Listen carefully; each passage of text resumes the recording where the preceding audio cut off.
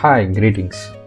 This is a tutorial of a data science toolchain. In this tutorial, we are going to see a set of tools that are used for data science processes, project, and activities that are involved in data science. In this video, we are going to see important aspects of a Jupyter notebook and some of the key things that we need to perform in a Jupyter notebook. First and most, the important thing that we need to perform in a Jupyter notebook is integrating a Python virtual environment with Jupyter notebook. Python virtual environment is a set of specific packages of our own interest, which creates an isolated environment for a developer to write with respect to a specific packages of specific version. And Jupyter notebook does not automatically identify the Python virtual environment from the OS, whereas we need to explicitly configure that in a Jupyter notebook. Let's see how to do that. Before we do the integration activity, let's see the basics of a Jupyter notebook and Python virtual environment. Jupyter notebook is a web-based interactive development environment which follows a set of interactive computing standards, which means it has a standard of notebook file format and interactive editor and how to do the kernel interactions. Commonly, it is used for machine learning, numerical simulation, statistical model building, and data visualization. And it has got built-in kernels to execute programming code. On the other hand, Python virtual environment is a cooperatively isolated runtime environment, which means it allows to install and manage Python packages of specific versions so that it does not affect the core installation of a Python in our system. And there are commands to create a virtual environment in Anaconda, which is conda create -name, and we give the virtual environment name as our own interest. And on the other hand, if you don't have Anaconda, we can use a pip command to install a virtual environment. Then we can give the environment name to create a virtual environment. Jupyter kernel is a program that runs and introspects the code that we write in a Jupyter notebook. And it is basically an operating system process that communicates through a 0MQ connection. And 0MQ is a process level messaging queue system which will interact with the core operating system processes and the front end. And it receives the code snippet from the front end of a Jupyter notebook, and it sends to the kernel to execute, run, and return the result of the code. Okay, we talked about the problem that we are going to solve here. The problem is how to enable the virtual environment in Jupyter notebook. Because Jupyter notebook consider each environment as a kernel. When we create a virtual environment in a Python, we need to enable that as a kernel in a Jupyter notebook. Otherwise, Jupyter notebook does not recognize the packages that we install in a virtual environment. So how to do that? So there is a set of processes that we need to follow in order to enable this Python virtual environment in a Jupyter notebook kernel. Let's see how to do that. As a first step, let's start Jupyter notebook. So I go to a command prompt and I give a command notebook. So this takes few minutes to start the Jupyter notebook. Here we go. So once it is started, it will be open in a browser, and we go to a new menu to see the kernels that are installed. So I have two virtual environment, one for Python 3 and another one for data science activities. So let's create a new virtual environment and see how it is getting integrated into a Jupyter notebook. I'll go to a command prompt and I create a virtual environment with a name new kernel.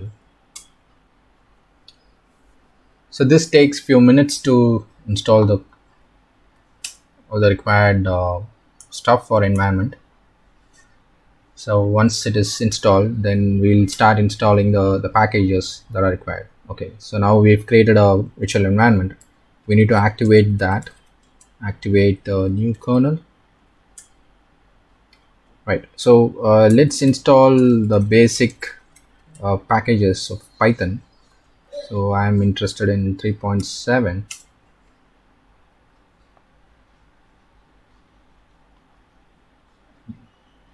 Right, so this fetches all the dependent packages of Python 3.7.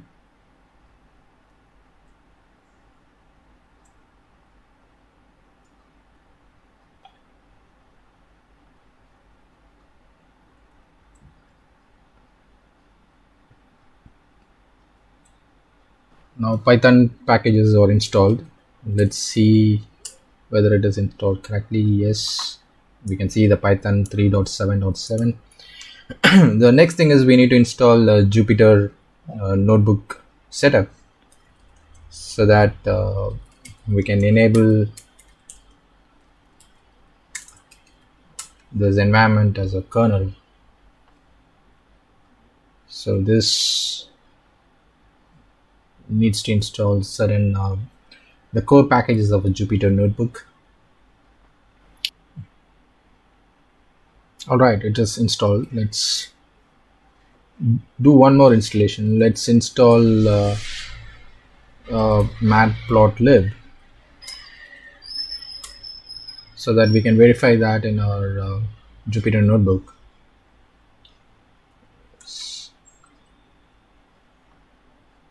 So I'm installing matplotlib 3.1.3.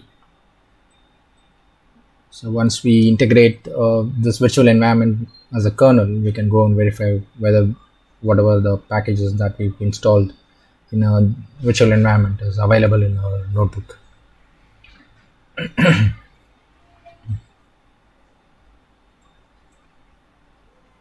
Right.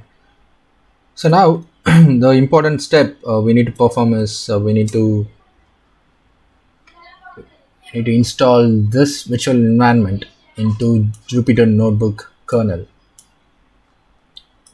So to do that, we need to call python-m ipy kernel, which is an administrative package of Jupyter Notebook. Install -user and name as our kernel. So this is the virtual environment we've created, new kernel. So I'm going to install this into kernel spec of Jupyter Notebook. So once it is successfully configured, we'll get a response as install the kernel spec new kernel. Now let's go back to Jupyter Notebook and see. Let's refresh it. Aha, here you see the new kernel has been added.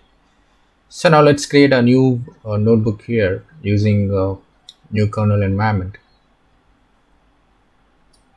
So we've installed matplotlib. So let's see the